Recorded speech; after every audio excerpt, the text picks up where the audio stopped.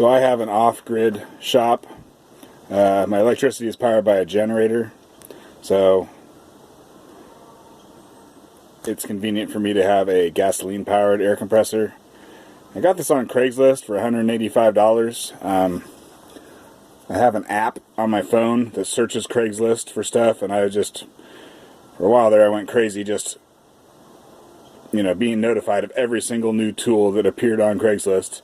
And when I saw this guy for $185, I drove like 40 miles and bought it. They cost about $1,000 new and $1,000, and you just don't see them that cheap. I think most people keep them till they wear out. It's got a 5.5 horsepower Honda, which is good. It's got a oiled compressor, not an oil-free. Eagle brand. I think that was Home Depot or Lowe's. I got it from a golf course. I'll show you starting it here. So a while back, I started this compressor, and it worked good. I did whatever it is I wanted to do, and then I wanted to restart it. And I was pulling my arm out of my socket trying to get it to restart, and I couldn't get it to restart. So I put just a piece of rebar with a wire going to the pull cord so I could do it with two hands. And I think even then, it still did not start. You gotta learn things the hard way. Turns out, the tanks are at 120 psi or whatever still, because I'd run it earlier. And so, basically, don't ever try and start this thing when it has pressure in the tanks. You gotta let the pressure out. Then it starts pretty good. I'll show you.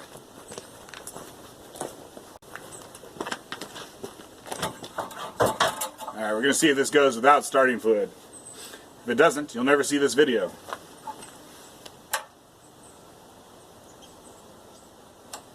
Choke is on. It's finicky. Once you get it started, you gotta run it at half choke for a while. If you can't just go straight to no choke.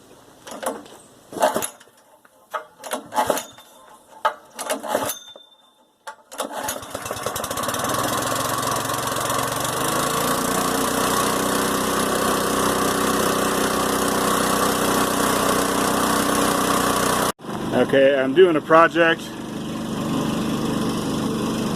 that requires over 100 psi. My spare tank here is at 70. Got it off of Craigslist. It's just the tank from what was a broken air compressor, so they just sold the tank. Since I don't want to have to start the gas thing all the time, I fill this up and keep it around for smaller jobs. Okay, so this blue hose is connected to the air compressor. Then I got and it has a female end. Then I got a double male with a valve on it to connect the two, and then this female goes to the tank. It's nice to have the valve on there because then you can basically take them on and off easily without air shooting all over the place. Let's see, I'll turn on the valve. Okay, we're at, let me say 70, I guess. Fill her up here.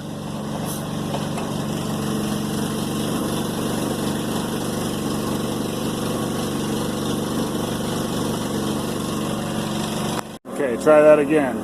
I got a valve on the tank as well as a valve between the two. Now we go for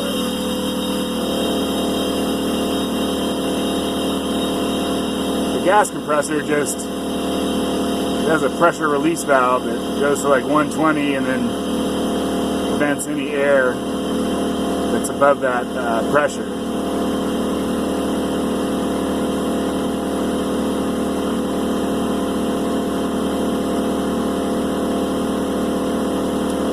The amount of hose is quite long between these two things, but it still works. Normally I just walk away and come back in a few minutes, but I guess we all get to look at it here.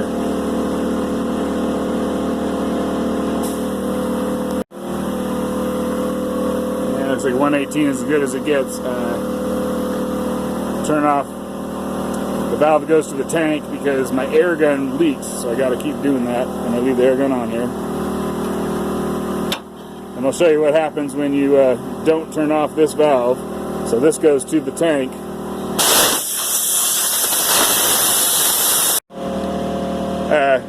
Yeah, that went flying, but anyways, now you can just take it off easily. Easier. Okay, I got it back to the gun that I like. You know, the electric motor and compressor used to sit on top of this, but instead I put a fishing tackle box on there. And then I wanted a flatter spot, so I put a, it's like a cookie tin pan thing. And that's just where I keep my air components. Then I use some wet patch to watertight where the handle to the tackle box goes.